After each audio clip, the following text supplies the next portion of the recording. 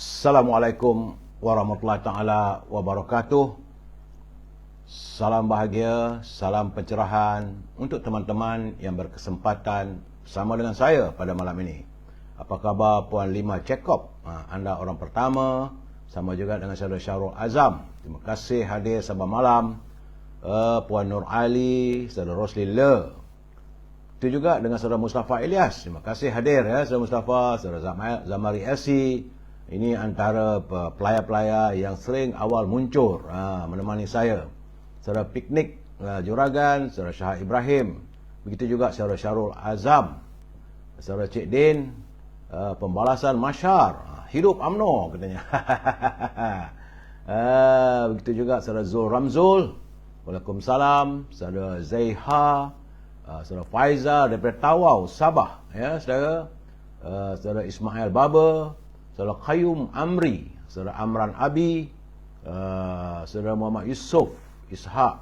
Jangan lupa saudara like, share dan subscribe juga di di Instagram. Itu yang saya lihat. Bila saya tengok banyak timbul muncul ramai itu, seronoklah saya. Ya, Puan Mesnah, Salam Mesnah Kambal, Salam Empat Langkring, Bulan Terang, apa khabar dari Putrajaya katanya. Saudara Abu Nems, Salam Perjuangan, Zamri, saudara Hazrul Aidi, Yaman Waras, saudara Kosong, saudara Muhammad Azrian, saudara Supar Kamsi, saudara Zulkifli, Puan Syarifah Hafifah, apa khabar Puan? Saudara Lang Al-Banjari, saudara Autar Singh, saudara Syazlan Anugrah Bakti, saudara Fazil Osman, Waalaikumsalam, Cahaya Bulan. Begitu juga dengan saudara Rosli Yunus, saudara Abdul Hamid, Menuju Akhirat. Itu tak payahlah saudara, dia nak maki pulanglah. Saudara Roslan Arifin, saudara Azrul Jalil, saudara Muhammad Syahrir Adam, Abu Samah, saudara Mak Syarum, Raja Kamal, Raja Baizan, apa khabarku? Sungai Petani hujan kot ya saudara. Tak apalah saudara Menuju Akhirat, dia nak maki pun, dia nak meroyan, dia punya hal lah, tak payah kita layan. Ya saudara Fuad Rahman, apa khabar saudara Fuad? Orang Subang Jaya, saudara Mayang, saudara Yus Ai, saudara Yus Sumatra, Isa Julaiha, Ibjah, Waalaikumsalam. Saudara Rozlan Abdul Samad, saudara Zack Perry, saudara Mat Ajar, saudara Kamu Zaman Syaril, terima kasih. Saudara Lobai Zamri, begitu juga dengan Azizam, Waalaikumsalam. Syarudin Yahya, saudara Abdul Wahab Muhammad, saudara Marti, Yahya Arsyad, Zainal Azhar, begitu juga dengan saudara Mirah Harun. Apa khabar Puan? Terima kasih hadir ya, terima kasih. Saudara Sukarah Sukinah, suara tak keluar. Ini satu hal lagi pula tu. Yang lain saya ingat dengar okey tu. Saudara Zainal Omar, saudara Fauzi Aziz, saudara Hushi Khairi daripada Lenggung, Perak. Salam warga cinta damai daripada Husin Qaldi. Begitu juga Puan Misah Zin daripada Penang. Saudara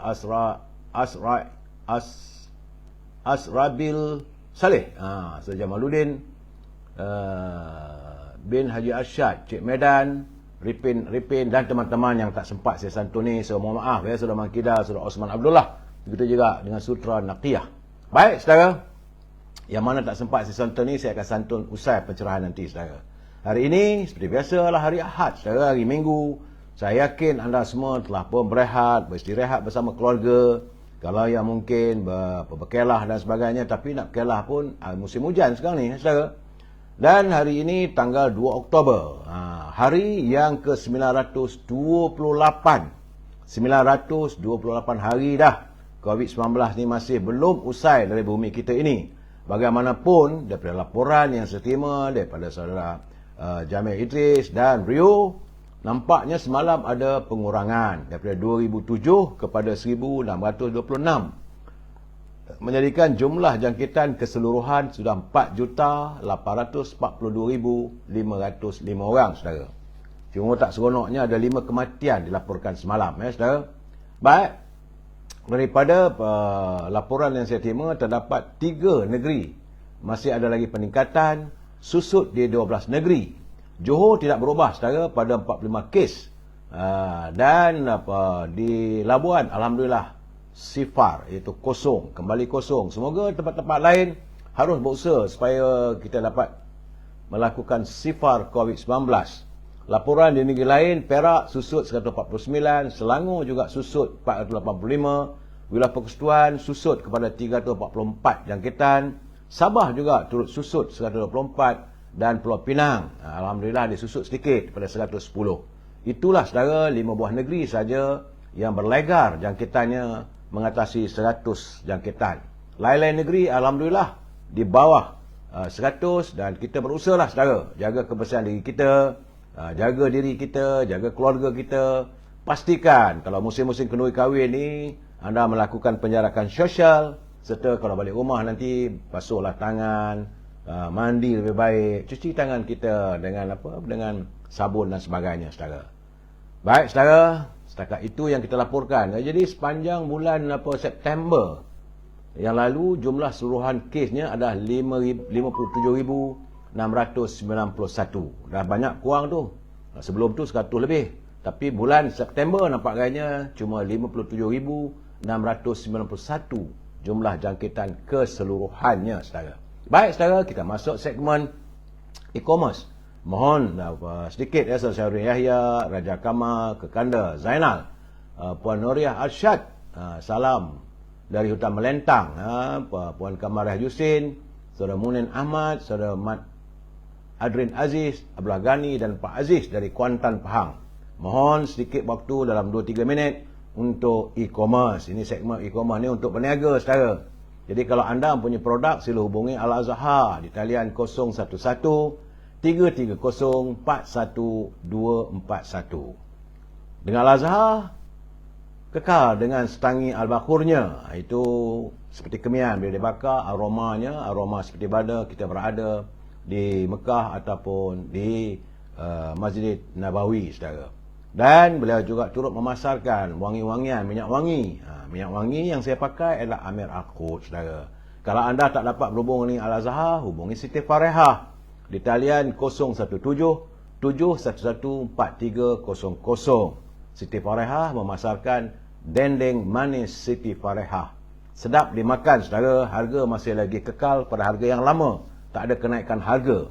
Bagi teman-teman di sekitar Lembah Kelang, buah-buahan dipasarkan oleh Syauqi.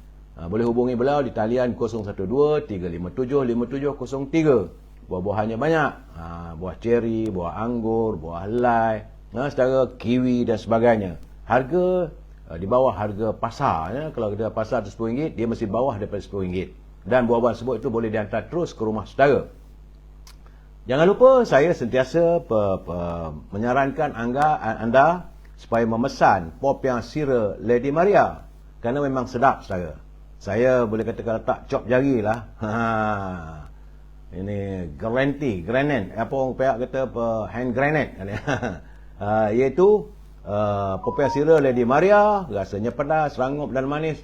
Murah, bukan mahal. Kalau harganya puluh-puluhan ringgit tu mahal lah. Ini harganya boleh dibeli lah, mampu dirasa saudara.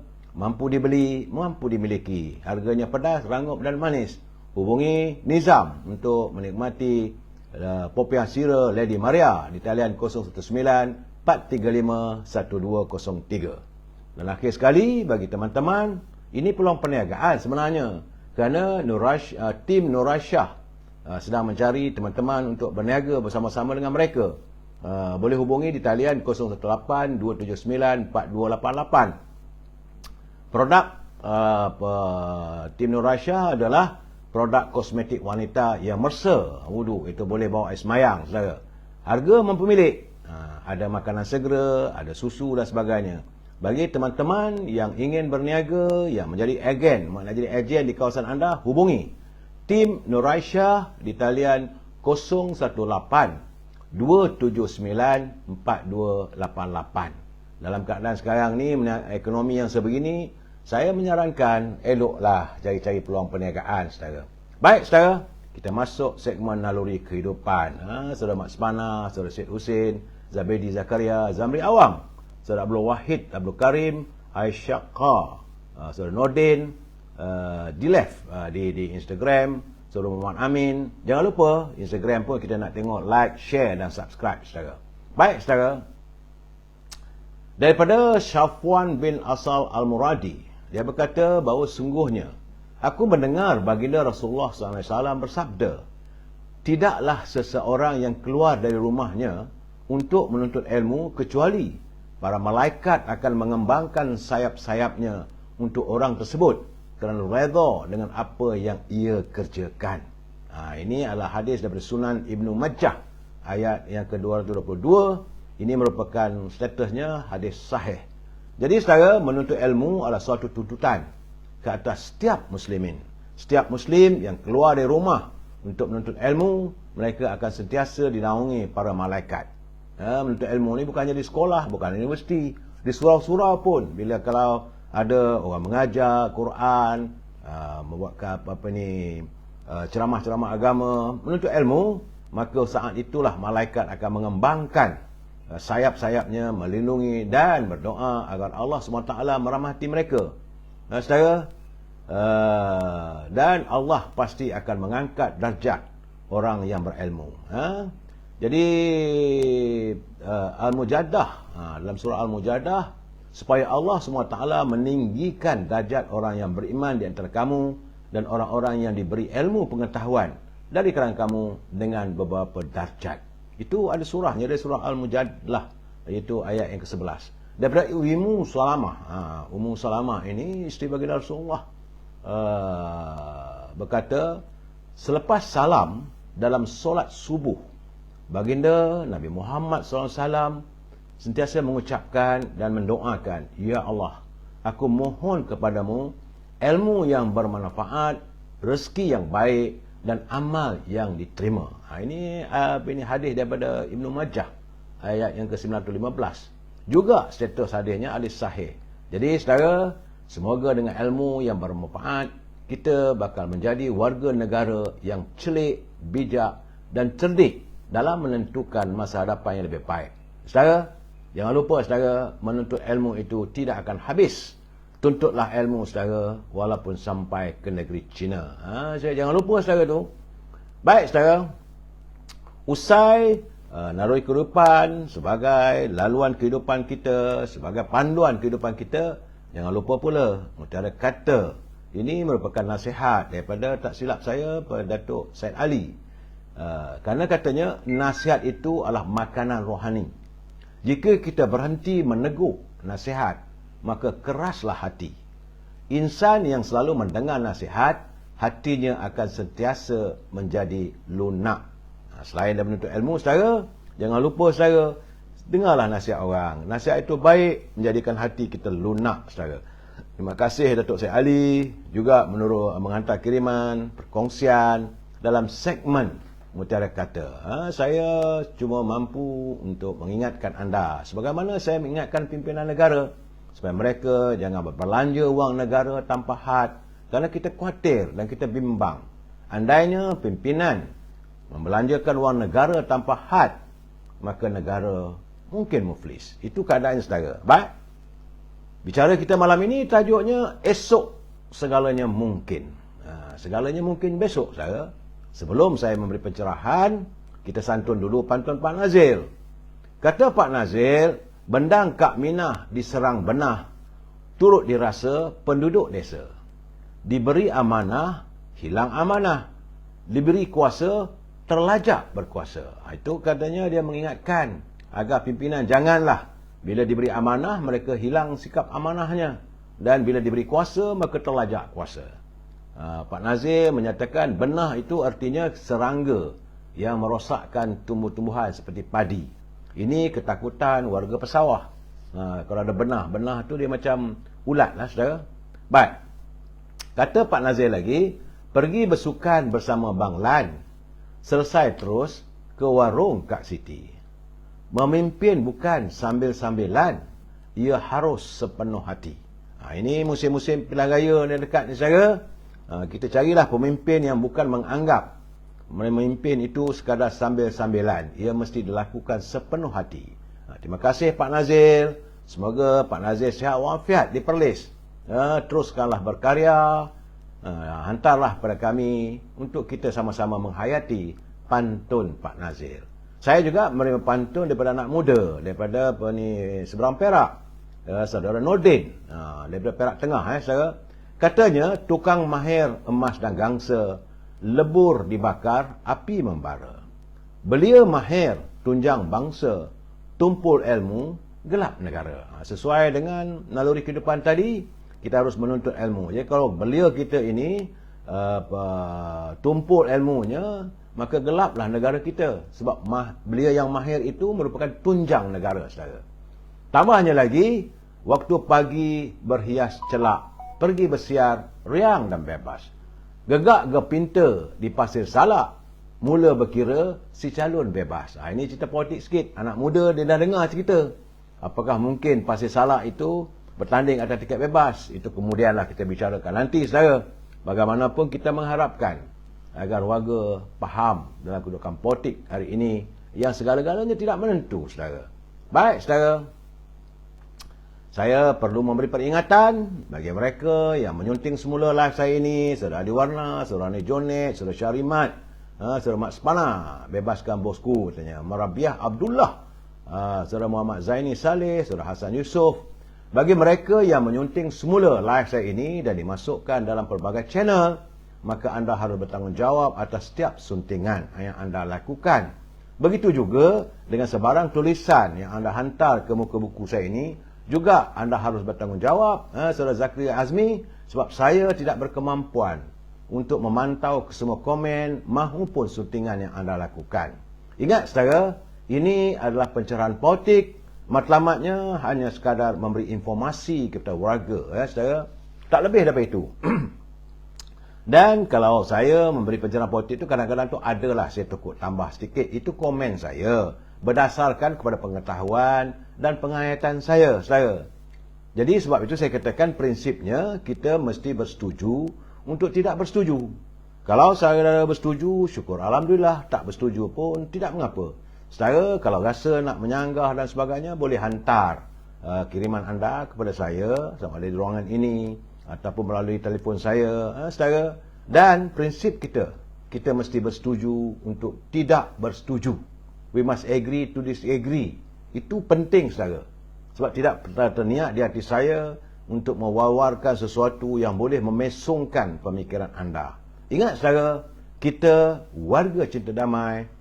Harapan saya, kalau anda menghantar kiriman, gunakanlah bahasa-bahasa yang harmonis. Itu saja, saudara. Tak susah pun, ya. Jabatan Meteorologi Malaysia telah pun mengeluarkan amaran bahawa ribut petir, hujan lebat dan angin kencang dijangka berlaku di 5 buah negeri. Itu menurut Met Malaysia, negeri-negeri tersebut ialah Terengganu, Pahang, Negeri Sembilan, Johor dan Sarawak.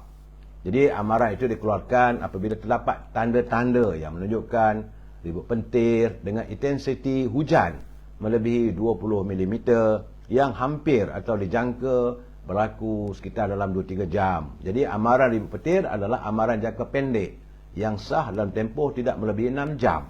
Itu gambaran yang diberikan oleh Met.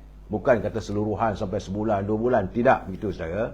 Sebab itu saya juga ingin mengingatkan anda, terutama sebab semalam saya telah menyatakan berhubung tentang empangan kenyir. Sebenarnya menurut Nadma, latihan amal pelan tindakan kecemasan empangan kemenyir daripada 26 hingga 29 September lalu adalah program yang membabitkan agensi kerajaan bersama anggota komuniti bagi memastikan tahap kesiapsiagaan sekiranya berhadapan dengan bencana berada pada tahap optimum. Jadi agensi pengurusan bencana alam dalam kenyataan hari ini berkata orang awam dinasihatkan supaya tidak panik dan terpengaruh dengan sebarang kabar angin yang mungkin disebarkan melalui media sosial berkaitan dengan latihan amal itu. Jangan panik, saudara. Itu dilakukan sebagai latihan jika berlaku sebagai persiapan. Jadi Nadma selaku agensi peneraju dalam pengurusan bencana negara sentiasa bekerjasama dengan pelbagai pihak berkepentingan dalam menganjurkan pelbagai program latihan amal bagi meningkatkan keupayaan. Tidak lebih daripada itu. Jadi jangan panik, saudara. Jadi Nadma melaporkan latihan amal juga pernah diadakan seperti di Empangan Bakul di Sarawak, empangan Sultan Abu Bakar di Cameron Highland dan beberapa empangan lain. Jadi latihan yang pernah dianjurkan adalah bagi memastikan kesiapsiagaan agensi dan masyarakat.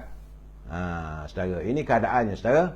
Jadi kata Nadma, latihan amal turut dilaksanakan bagi meningkatkan kefahaman masyarakat untuk menambah baik strategi pengendalian bencana di peringkat Pusat Kawalan Operasi Bencana PKOB dan pos kawalan tempat kejadian jika berlaku sesuatu musibah. Itu saja saya. Cuma saya melihat ada satu kenyataan daripada kedutaan Amerika. Ini sebab Amerika sekarang dilanda oleh ribut land. Florida boleh dikatakan hancur, tak pernah berlaku. Dalam tempoh 500 tahun belum pernah berlaku ribut land, ribut topan yang begitu kuat membadai seluruh ini Florida dan beberapa kawasan di Amerika. Sebab itu kedutaannya mengeluarkan kenyataan. Kedutaan Amerika Kuala Lumpur, dia memberi peringatan kepada warganya. Kerananya bagaimana lautan Pasifik dan lautan Hindi, termasuk Malaysia ni, katanya bakal mengalami musim siklon tropika. Itu bermula katanya 1 November 2022. Tapi ia mungkin berakhir sehingga 30 April. Lamanya. November, Januari, Februari, Mac, April. Selama 5 bulan. Macam mana? Kalau orang duk bising-bising kata pilihan raya dalam musim banjir dan sebagainya, takkan 5 bulan. Takkan nak tunggu sampai 5 bulan, 6 bulan. Macam mana kita nak menghadapi suasananya? Sebab menurut kenyataan kedutaan Amerika, dia bagi tahu pada rakyatnya supaya katanya bahawa hujan lebat dan ribut petir yang boleh mengakibatkan gangguan bekalan elektrik serta kekurangan air. Itu dia menasihatkan, bukanlah banjir berterusan, tidak.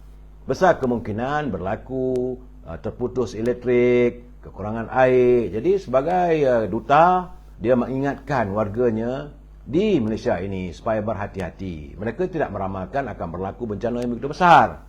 Jadi sebab itu katanya, warga Amerika yang berada di Malaysia dinasihatkan agar bersedia lebih awal untuk kemungkinan gangguan utility, kerana gangguan tersebut boleh berlarutan hingga beberapa hari. Artinya kalau mungkin berlaku terputus bekalan elektrik mungkin sampai 2-3 hari. Jadi mereka menasihatkan warganya. Sepatutnya kita pun, kedutaan kita di luar negara sepatutnya begitu, mengingatkan warga negara kita di negara tersebut. Mereka di apa-apa yang dilihat boleh berlaku negaranya, mereka mengingatkan juga pada warganya di luar negara. Itu keadaan saudara. Dan saya difahamkan terdapat pagi tadi pemindahan 28 penduduk di 4 buah kampung di Pontian. Terpaksa dipindahkan ke pusat pemulihan sementara kerana berlaku hujan lebat berterusan selama lebih 2 jam di Pontian, saudara. Kerana Jawatan Kuasa Pengurusan Bencana Daerah Pontian memaklumkan semua mangsa daripada 8 keluarga itu berpindah ke PPS, Sekolah Melayu Raya, pagi tadi selepas kediaman mereka dinaiki air. Jadi menurut Ketua Kampung Embun, kawasan 6, mungkin Pontian, Kampung Embun, di kawasan 6, mungkin Pontian, Muhammad Karib, banjir sering berlaku di kampung itu apabila hujan berterusan hingga beberapa jam. Jadi tidak nafikan banjir sering berulang, lebih 10 kali dah katanya. Dan sekaligus boleh menjejaskan mangsa kerana mengalami kerugian pelbagai peralatan rumah dan juga pertanian, saudara. Jadi bukanlah banjir itu musimnya sampai sekarang sampai bila-bila, tidak begitu. Sebab itu cuma kata ketua kampung itu, ia berpunca daripada tebatan sungai, iaitu Sungai Hitam sepanjang 5 km yang kadang-kadang sistem peparitannya tidak dijaga. Itu di kawasan Pontian. Bukanlah banjir besar sangat, saudara. Di Sekolah Kebangsaan Melayu terdapat 8 keluarga di kampung sebut, saudara. Baik, itu laporan banjir. Tak ada banjir mana pun, sikit je. 28 orang pindah, tak ada kemalangan jiwa, tak ada teruk rumah tengah ambil air sampai ke bumbung, tidak begitu, saudara. Saudara, apa-apa pun kata Mak Semana, warga orang UMNO terus berjuang untuk rakyat, dipermudahkan segala urusan. Ya, memang tadi saya melihat Datuk Mak Maslan, dia berada di Pontian untuk menyalurkan bantuan sesegera mungkin. Baik, saudara, itu banjir dalam negara.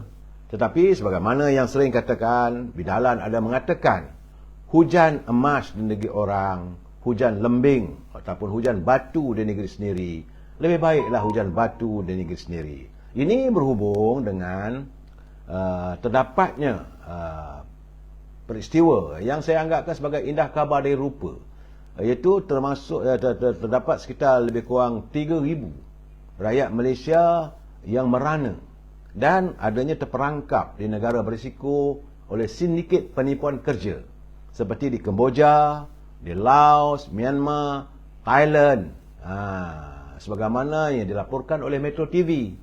Ada anak gadisnya akhirnya terpaksa dijadikan pelacur, kemudian didera keluarga kita. Jadi pada mereka yang ditawarkan oleh sindiket untuk memperoleh pekerjaan, katanya setiap orang yang datangi oleh sindiket sebut, sindiket itu ada di negara kita, menawarkan kononnya bekerja di Kemboja ke di Vietnam dapat gaji sampai 6,000 sebulan.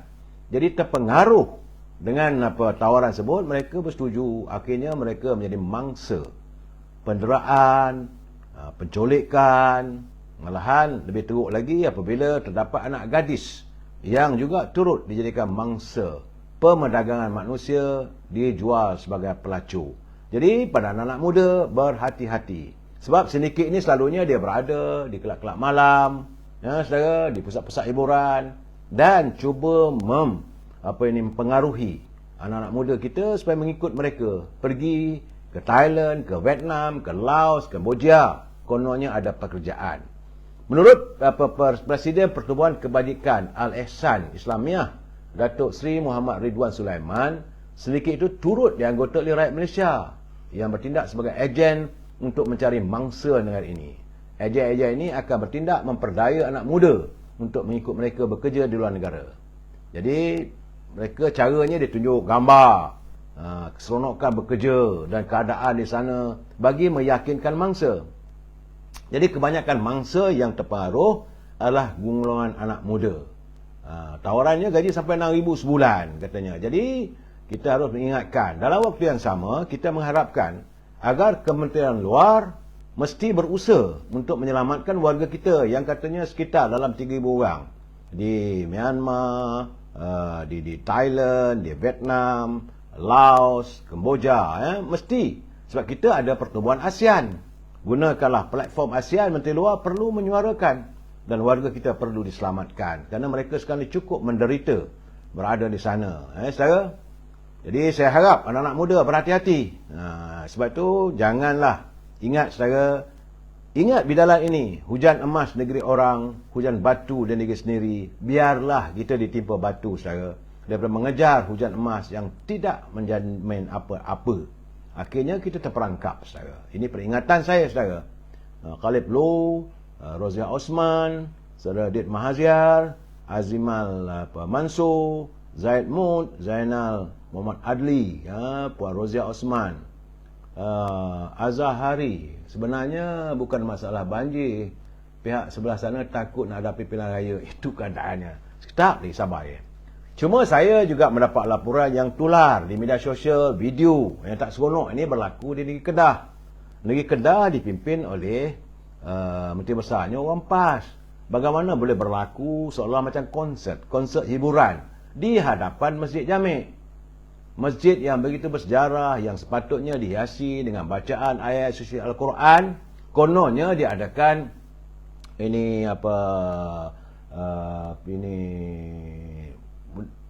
muzik jalanan, sampai itu ada jualan dan sebagainya, tapi berakhir dengan konsert. Dan akhirnya anak muda terkinja-kinja dan sebagainya, dan tak sesuai. Dan ini sebenarnya telah mengundang rasa tak senang lah di kalangan warga Kedah. Orang Kedah ni pun ramai ahli-ahli besar, penduduk yang beragama Islam di Kedah. Ia menganjurkan pesta hiburan di hadapan Masjid Zahir dan menjejaskan nama baik Kedah di bawah pimpinan PAS. Itu keadaan saya. Bagaimanapun, konsert hiburan itu tidak layak dibuat di dataran itu kerana ia di depan masjid dan belakangnya pula adalah pejabat Jabatan Hak Ehwal Agama Islam di Kedah. Jadi menurut Esko Kerajaan Negeri Kedah Datuk Najmi dia mengingatkan pihak berkuasa supaya lebih berhati-hati dalam memberikan kelulusan terhadap sebarang acara dan memantau setiap program. Sementara itu Datuk Bandar Al-Ustaz Datuk Zaid Ahmad kata Majlis Bandaraya Al-Ustaz tidak mengeluarkan lesen untuk pengajaran konsert. Malahan lesen hiburan terletak di bidang kuasa pejabat daerah Kota Star. Dah masing-masing tolak menolak lah sekarang saya. Bila berlaku keadaan begini, ini yang tak seronok kita tengok. Majlis Bandaraya kata begini, pejabat daerah kata begitu, pejabat negeri kata begini. Akhirnya Menteri Besar pun berjawab, apa salahnya? Mungkin. Kalau kata begitu, memang nak cik nahas lah. Dalam keadaan-keadaan saat kita nak menghadapi pilihan raya. Itu je saya harapkan agar pimpinan negeri Kedah berhati-hati. Jagalah kesucian agama Islam kita. Saudara, Saudara Zainal, Muhammad Dali, Saudara Mat Zabidi, Saudara Zulkifli Harun. Saya cuba baca sikit sebab bila saya tengok bila dah habis pencerahan saya cuba nak santuni, ada yang marah kena sebut nama mereka. Saudara, baik. Sebenarnya saudara, kita dah lebih kurang dalam berapa 2 minggu lah isu bahawa kita nak adakan pilihan raya ni, mereka menularkan kenyataan supaya tak sesuai kerana banjir. Akhirnya setelah tidak ada apa-apa, cuma banjir macam di Pontian sikit-sikit saja, tidak pun nampak banjir besar berlaku. Dah puas mereka melontarkan alasan musim banjir. Sekarang ini mereka memainkan sentimen perkauman pula. Macam ini Anthony Loke, dia kata tak sesuai lah kata. Sebab ini perayaan kaum itu, perayaan di Bali akan diadakan sebentar lagi, tak lama lagi katanya. Takkan nak buat pilihan raya dalam musim pilihan raya waktu di Bali. Siapa pula yang nak pilih tarikh lepas Bali pula nak buat pilihan raya, tak pernah berlaku. Tapi mereka sudah memesongkan isu. Datuk Anwar Ibrahim pun dia mempersoalkan katanya tentang kesesuaian waktu tak sesuai. Tapi bila pula? Bersatu pula kata seolah-olah kerajaan tak fikir panjang katanya. Kononnya nak selamatkan negara lah. Jadi UMNO perlu kembalikan pada rakyat.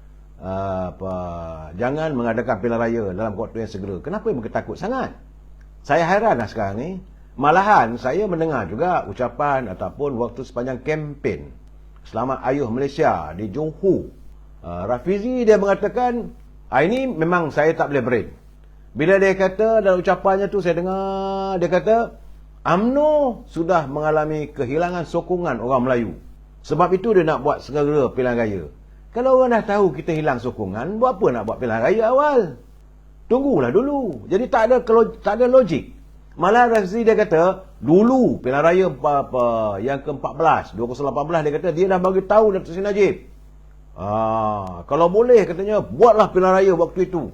Kerana waktu itu UMNO sudah kehilangan deposit sokongan orang Melayu. Saya menong. Saya kata macam mana lah? Anda parti pembangkang. Apakah kita boleh terima nasihat parti pembangkang pada kita? Apakah ikhlas cadangan ataupun saranan yang anda lakukan? Jadi saya nampaklah sekarang ni dah ada dolak dalik yang bukan-bukan. Malahan, ini cerita benar di Sabah.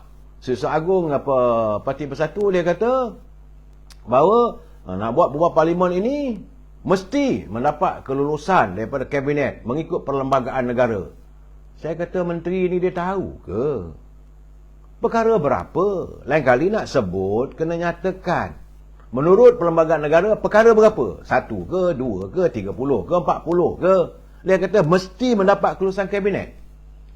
Ini yang kita heran. Zaman dulu-dulu tak ada pun.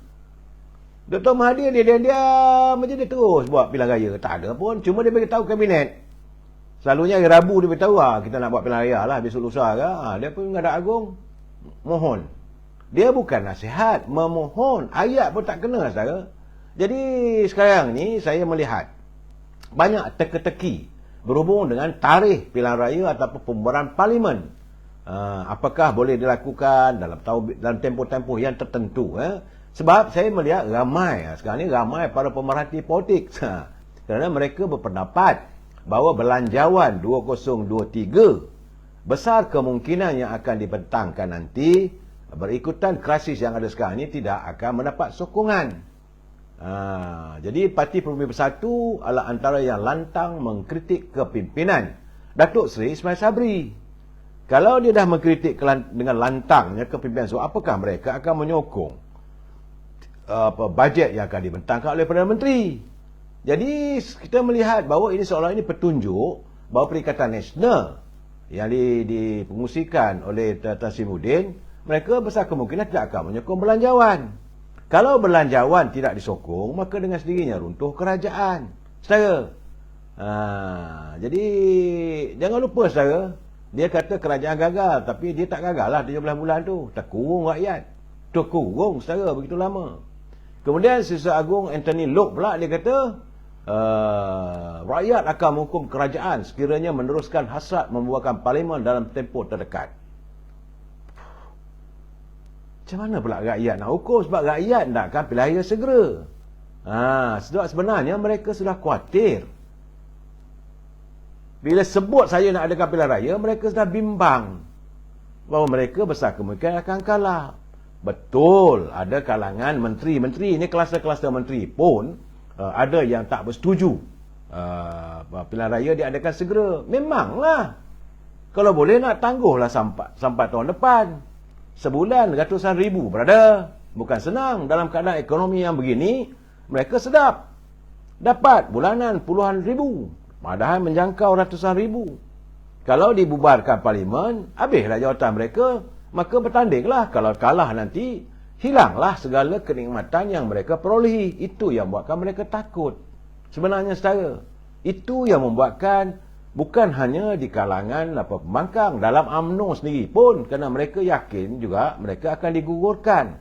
Dan saudara, sebab itu menurut Datuk Seri Muhammad Hassan hari ini, dia menyindir. Dia kata dia pun heran, tak pernah berlaku bahawa parti pembangkang nak mengelak diadakan pilihan raya. Satu dunia parti pembangkang ni selalunya mereka akan minta menuntut disegerakan pilihan raya. Habis pilihan raya kalau kalah, tunggu setahun 2 tahun, minta lagi pilihan raya. Ini tidak, nak ditangguh-tangguhkan. Jadi kita pun tak faham. Itu kata Tok Mat, betul lah tu. Jadi dia kata pembangkang ni macam mana ni? Saudara, dulu sampai tak tidur malam nak pilihan raya diadakan lebih awal. Tapi PRU ini mereka tak nak pula. Itu keadaannya. Jadi keadaan sekarang ni, diorang ni kadang-kadang bila menuntut diadakan pilihan raya lambat siang. Kononnya nak bentuk kerajaan dan sebagainya. Itu pelik sikit. Dalam keadaan begitu saudara, bila mereka tidak mahu mengadakan pilihan raya, tapi menurut Ketua Rafizi bahawa Pakatan Harapan dah selesai pun pembagian kerusi. Jadi kata apa hal dia ni? Kalaulah kamu tak bersetuju adakan pilihan raya, tak perlulah adakan senarainya. Hari ini waktu mengadakan berucap dalam town hall di komplek Tun Abdul Razak di Pulau Pinang. Dia kata parti-parti komponen Pakatan Harapan telah menyelesaikan pembahagian kerusi bagi pilihan raya umum ke-15. Dah siap pula dah. Tapi kamu tak nak adakan pilihan raya. Ini saya kena cakap tak super bikin. Jadi dia kata bahawa sehingga kini semua negeri sudah selesai kecuali Kedah dan Sabah. Tapi dia kata akan diselesaikan sebelum hari Rabu akan datang. Artinya mereka tahu pilihan raya nak diadakan. Cuma nak dijadikan isu politik sebab mereka tak ada isu. Tidak ada isu nak dilontarkan. Selain daripada orang dah malas nak dengar. Lain tak ada maki hamun, isu korup lah, kerajaan itu, kerajaan ini. Tak habis-habis. Ceritanya diulang-ulang. Jadi orang pun naik jelak. Saudara. Jadi kata Rafizi, keputusan rundingan akan dibawa ke Majlis Presiden pada Rabu. Kita yakin akan dapat selesai menjelang Rabu ini. Jadi katanya bahawa untuk kerusi parlimen telah selesai. Dia selaku pengarah pilihan raya PKR, parti komponen PS juga akan mendapat lebihan kerusi untuk ditandingi pada PRU 15 memandangkan Parti Peribumi Bersatu Malaysia tidak lagi bersama dengan Pakatan Harapan. Jadi semua parti akan dapat lebih kerusi. Sebab Bersatu dulunya mereka bertanding 52 kerusi. Sekarang ni ada 52 kursi kawasan yang boleh mereka tandingi. Itu gambaran. Jadi kalau kamu tak mau pilihan raya, buat apa bersiap sedia? Saya kadang-kadang tengok, saya geleng kepala lah puak-puak ni. Bercakap, orang kata biarlah berfakta. Jangan tembak sana, tembak sini, kamu nak tipu rakyat. Kamu kata, nak sihatkan supaya UMNO. Nak ingatkan orang UMNO. Bahawa UMNO sekarang ni sudah hilang 9% pengundi Cina, pengundi Melayu. Dan semua pengundi bukan Melayu, Cina dan India menyokong Pakatan Harapan. Jadi, tangguh dulu pilihan raya. Kalau kamu dah dapat sokongan begitu banyak, buatlah pilihan raya, tentulah menang. This is what saya kata, I cannot brain. Dik, bercakap baik-baik, dik. Jangan nak menipu rakyat. Anda menipu. Dengan kalau nak tunjuk pandailah, bijaklah, saya ni adalah pakar dalam bahagian statistik. Saya ni, kena ingatlah, saya ni audit, saya bekerja di luar negara, saya belajar di London. Statistik menunjukkan bahawa sokongan orang Melayu hilang 90% daripada yang sedia ada kepada orang Melayu. Kalau dah hilang, buatlah pilihan raya. Saya bila dengar begitu, Rafizi ni dia faham ke apa dia cakap? Itulah masalah kadang-kadang. Budak-budak dah jadi timbalan presiden parti. Akhirnya, bergentayang, saudara. Semalam saya dengar juga ucapan Mahfuz, Mak Sabu di Kedah. Maki hamun, tak ada lain. Maki lah UMNO ni. Parti korup lah, itu. Cerita lain tak ada. Malah bila dia katakan 60 bilion hilang tiap-tiap tahun. 60 bilion kalau dikatakan tiap-tiap tahun tu, Pakatan Harapan merintah sejak tahun 2018. Apakah PA juga menghapuskan 60 bilion tiap-tiap tahun? Saya kata, Mak Sabu ni betul ke? Mahfuz ni betul ke ceritanya? Nurul ni betul ke cakapnya? Ramai. Dan saya melihat, kebanyakan kempen-kempen politik yang mereka adakan, iaitu lori-lori bergerak milik Rafizi, dia tak pergi masuk ke kawasan-kawasan feodal lagi, tak berani. Tak pergi ke kawasan-kawasan perkampungan, warga yang pernah ditipu oleh mereka. Yang mereka pusatkanlah kawasan di mana wakil rakyatnya orang mereka. Contohnya Mahfuz, dalam kawasan Mahfuz di Kedah. Begitu juga di Johor Baru. Dia tak buat dalam kawasan di mana yang ada ahli parlimen daripada UMNO. Saya tengok mereka mengadakan kempen. Buat di Gombak, buat di Shah Alam. Adakan kempen di mana lagi? Di kawasan-kawasan di mana wakil rakyat kawasan itu wakil rakyat daripada Pakatan Harapan. Kalau betul-betul gentleman, buatlah kat Pekan. Sekarang ni Pekan bukan ada ketua bahagian. Ketua bahagian telah pun dikatakan berada dalam tahanan penjara. Buat kat Pekan. Kenapa tak buat? Buat dekat kawasan di Gua Musang. Pergi. Pergi buat kat Pekan Datuk. Tak ada, tak berani. Mereka cuma buat mengadakan ceramah-ceramah mereka satu negeri satu di kawasan di mana diwakili oleh mereka. Contohnya macam di Tambun, kawasan Feja. Itu pun yang datangnya dalam 200-300 orang saja. Tak ramai mana, tapi berdegar-degar berucap. Buat di Johor Baru pula, kawasan yang diwakili oleh Pakatan Harapan.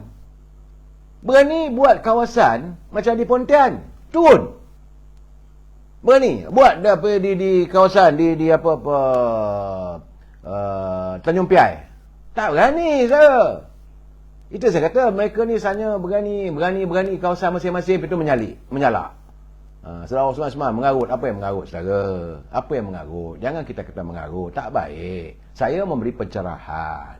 Saudara, kalau hebat sangat sekarang ni saya tengok Parti Bersatu pun tengah kelang kabut. Kerana laporan yang kita dapat, 2 lagi ahli parlimennya telah pun menyertai Parti Bangsa Malaysia.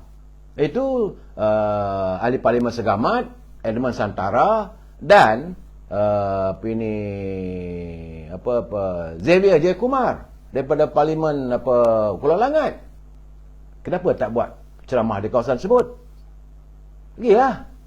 Itu keadaan saya. Dan dengan ini, retinya sekarang ni, Parti Bangsa Malaysia ada 6 ahli parlimen. Ini juga menggusarkan pimpinan Perikatan Nasional bahawa mereka sudah semakin hilang sokongan. Dengan keadaan begini, kalau 6 orang tu tarik sokongan, apa jadi pada kerajaan keluarga Malaysia? Ini juga harus dilihat, harus dikaji oleh yang bawa pada menteri.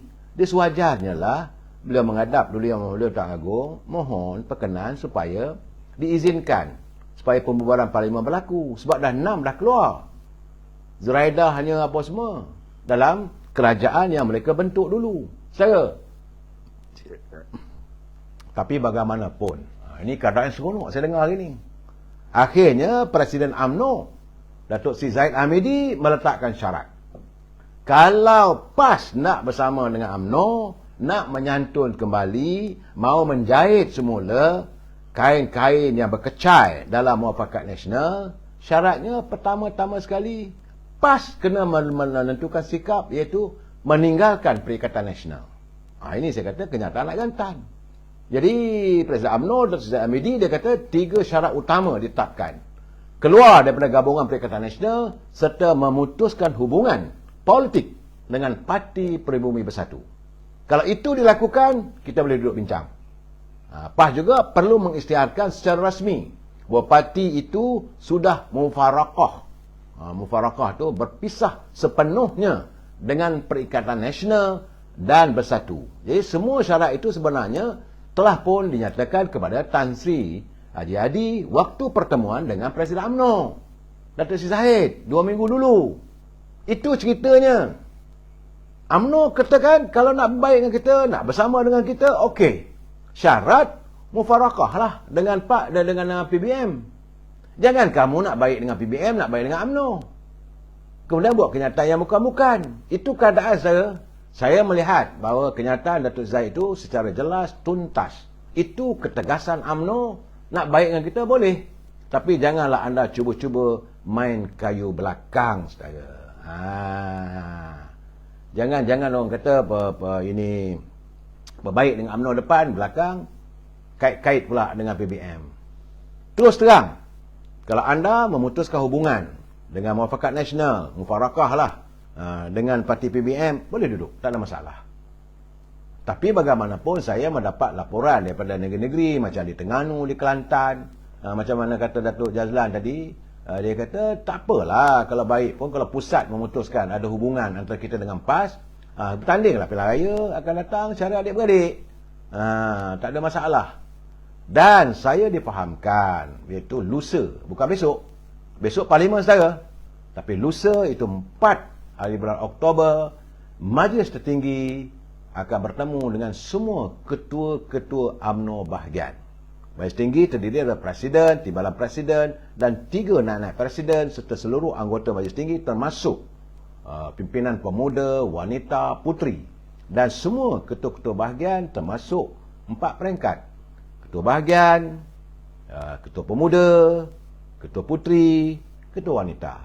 Akan adakan satu pertemuan di Dewan Tun Dr. Ismail di PWC bermula jam 2 petang. Artinya saya melihat bahawa tanggal 4 Oktober itulah adalah tarikh apabila Yang Amat Berhormat Perdana Menteri akan mengumumkan.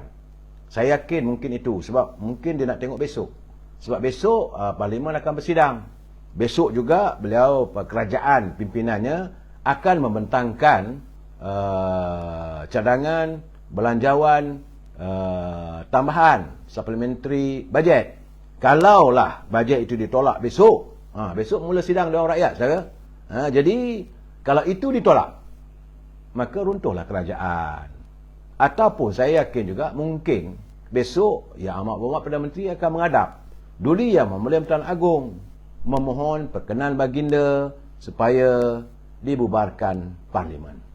Jadi kalau tuanku bersetuju, lepas saja kalau besok lepas, mungkin bajet besok lepas sepanjang persidangan 7 bulan nanti lepas saja bajet, maka bolehlah dibubarkan Parlimen. Itu jangkaan saya. Jadi dalam keadaan begini kita tunggu besok dan kita tunggu 4 bulan apa pengumuman. Itu yang paling penting. Kadang-kadang kita ni sebagai pengamal politik nak tengok keadaan, kena faham tarikhnya, waktunya, jangan main hentam kromo. Sebab macam ada orang bercakap, saya tengoklah sama ada pembangkang, parti PBM, parti PAS pun begitu juga, parti Bersatu, semua mengatakan macam Hamzah, dia kata bahawa mengikut perlembagaan fakta perkara berapa. Kerana mesti dapat keputusan kabinet. Tak ada, saya tak pernah baca pun. Kemudian bahawa UMNO minta supaya Yang Amat Berhormat Perdana Menteri selaku naib Presiden UMNO, dan beliau mengetuai kerajaan hari ini, menghadap agung minta pembubaran parlimen. Sebab itu sehingga saat ini, sampai saat ini, UMNO tidak mengumumkan bila tarikhnya. Yang dia orang kelang kabut dah kata besok lah, lusa lah, apa semua. Apa hal? Saya tengok mereka pun tak faham perlembagaan ke? Macam mana nak mentadbir kerajaan? Dan Pakatan Harapan saya yakin mereka tahu untung nasib mereka. Tak usah sembang lah bila Rafizi kata 9% orang Melayu dah merosot sokongan. Silakan. Saudara, tak ada masalah. Kalau betul-betul orang Melayu tak sokong UMNO, buatlah sekarang. Secara logika, saudara. Jangan orang kata tembak sana tembak sini, tak menentu. Dan saya juga mendapati terdapat senarai beberapa nama lagi yang akan dikenakan tindakan gantung oleh UMNO. Itu saya dapat hari ini. Saya sempat terkejut. Ya ke? Ya, dia tengah tunggu sebab tunggu laporan daripada Biro Disiplin. Jadi senarai nama yang bakal dikenakan hukuman gantung sudah pun menunggu masa sesuai untuk dimaklumkan. Jadi banyak pihak dikejutkan dengan penggantungan keahlian selama 6 tahun Datuk Seri Tajuddin dan Datuk Yusof Ismail. Rupanya ada lagi ya. Desas-desus sudah berlegar. Ada beberapa nama besar dalam UMNO yang tidak akan dicalonkan pada PRU yang ke-15. Kalau mereka tidak dicalonkan, mereka bertindak jadi calon bebas, maka dengan sendirinya mereka tidak lagi menjadi ahli UMNO. Mereka ini tidak akan dicalonkan semula. Jadi kata-kata ahli UMNO, memanglah bila saya dapat tahulah orang Melaka, saya dapat telefon daripada Melaka, kata orang Melaka marahlah dengan Datuk Zahid kerana tak mau menggantung ahli-ahli nama, macam-macam nama sebutlah nama orang tu. Saya. Tapi mereka kena fahamlah, UMNO ni sebelum nak gantung seseorang ahlinya, dia mesti bawa dalam Biro Disiplin. Biro Disiplin akan mengkaji semua aspek, baru diangkat ke Biro Politik, baru diangkat jawatan kuasa pengurusan parti, baru bawa Majlis Tinggi, barulah diumumkan. Kuasa untuk menggantung ahli ataupun memecah ahli bukan kuasa Presiden UMNO. Saya dah cakap semalam dah. UMNO tidak mengamalkan sistem diktator. Ahli-ahli yang melanggar disiplin parti, maka Biro Disiplin lah akan ambil tindakan dan mencadangkan kepada Majlis Tinggi. Presiden tak boleh nak buat apa. Presiden hanya sebagai nakoda untuk memastikan bahtera UMNO ini berjalan sebaik mungkin, tidaklah terlanggar batu karang. Tapi kalau dalam kapal tu ada juragan, anak-anak kapal yang mabuk laut, maka mereka perlulah direhatkan. Itu keadaan saya. Jadi jangan tiba-tiba kata, oh, Presiden UMNO ni tak ada. Saya kata bukan begitu. Bagaimana beliau tegas tak tegas, bagi tahu dekat PAS. Nak baik dengan kami, gugurkan hubungan anda dengan PBM. Itu ketegasan. Tapi bersama ahli ini kena tunggu satu persatu. Saya dipahamkan sekarang ni bahawa ada beberapa nama tidak akan dicalonkan semula sebagai calon dalam pilihan raya akan datang. Dan ini membuatkan mereka semakin resah dan mula bertindak. Mulalah mengatur langkah dan membelasah Presiden. Jadi Presiden dia diam aja, buatlah. Anak yang kata apa pun. Sebab mereka tidak akan dicalonkan semula, saudara. Banyak kawan-kawan bertanya kat saya, apakah A ni, B ni, C ni akan dicalonkan semula. Saya kata besar kemungkinan. Dapatan saya, mereka tidak akan dicalonkan semula. Itu jelas. Pendirian Presiden jelas. Sebab itu kuasa dia nak menandatangani watikah. Tetapi tidaklah atas nama Presiden UMNO. Ini juga akan dibincangkan dalam Biro Politik bersama-sama dengan Top 5. Timbalan Presiden sebagai pengarah pilihan raya. Ini yang akan menyelaraikan satu persatu tiap-tiap nama yang akan diturunkan sebagai calon dihantar pada Tok Mat. Tok Mat akan memperhatikan satu, bawa dalam Biro Disiplin. Kemudian barulah dihantar pada Presiden. Sampai pada Presiden waktu dia nak sign watikah itu. Itu penting. Memang saya tahu sekarang ni berkerumun, saudara, tingkat 30, 38. Mengharapkan adanya watikah untuk menjadi calon. Presiden UMNO tidak mudah untuk dibodik, diampu dan sebagainya. Beliau akan mengikut kehendak-kehendak pertama sekali daripada bahagian. Sebagaimana yang dinyatakan oleh Dato' Jazlan. Beliau telah pun menghantarkan, dia kata dah siap dah. Untuk di Kelantan, dia kata satu bahagian hantar 6 nama. Mulai besok, dia kata dia akan siapkan semua. Jadi semua nama, termasuklah di Jeli pun. Sudah ada nama calon-calon yang akan diturunkan untuk bertanding dalam pilihan raya akan datang. Tapi bukan seorang, ada 6 nama. Terpulanglah pada jawatankuasa Biro Politik, pada Tok Mat dan Presiden untuk menentukan. Pimpinan UMNO Kelantan akan akur. Itu sepatutnya begitu saya. Dah siap nama-nama calon ini, maka Presiden akan mengumumkan bila sampai waktunya. Jack, tapi Kapten kapal pun kena sedar dia sebab dia pun tak berintegriti. Siapa lawan kena tendang. Tak percaya, tanya Lokman Adam. Macam mana saudara Jack? Siapa kata dia siapa lawan dia kena tendang? Tidak. Saya bukan nak membela saudara Jack. Tulisan anda nak mempertikaikan bahawa katanya Kapten kapal. Maksudnya Zahid lah. Siapa lawan dia akan kena tendang. Tak ada. Dia menawarkan pada Khairi Jamaluddin untuk dilantik sebagai Ketua Penerangan UMNO dan Ketua Penerangan Barisan Nasional setelah Khairi Jamaluddin kalah bertanding jawatan Presiden. Tapi Khairi tak terima. Sebab Khairi merasakan takkan jawatan itu untuk aku. Aku lawan Presiden. Beliau menawarkan pada yang bawa beliau Tengku Razali Hamzah sebagai pengerusi Majlis Penasihat UMNO berdasarkan pengalaman lama. Sedangkan Tengku Razali lawan Datuk Seri Zahid sebagai Presiden. Macam mana kata dia siapa lawan dia tendang? Tak ada saudara. Ini kena faham saudara. Bila saudara mengatakan Kapten kapal pun dia kena sedarlah sebab dia pun tak berintegriti. Kerana siapa lawan dia akan tendang. Ini tak berlaku.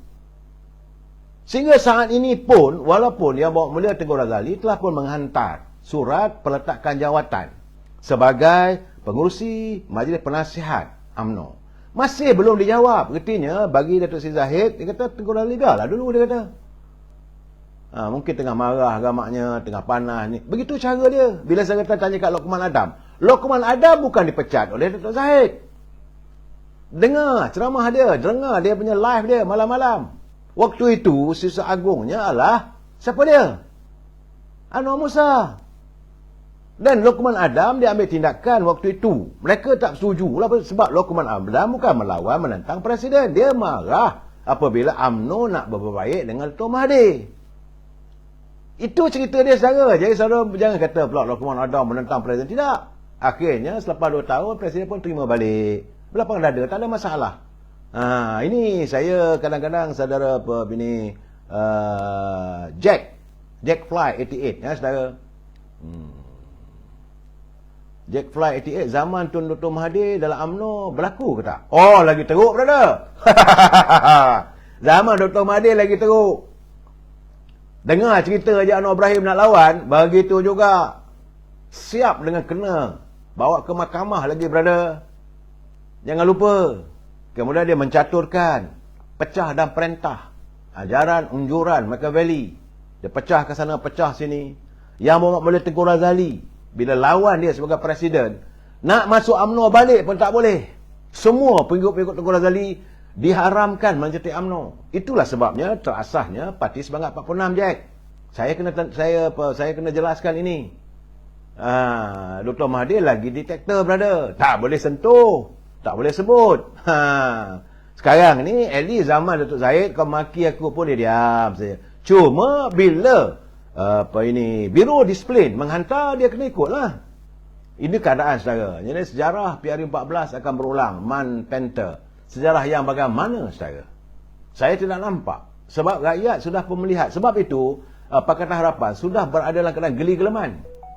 Geli-geleman bahawa mereka besar kemungkinan tidak mampu untuk mempertahankan kursi yang mereka miliki sepenuhnya. Itu jelas saudara.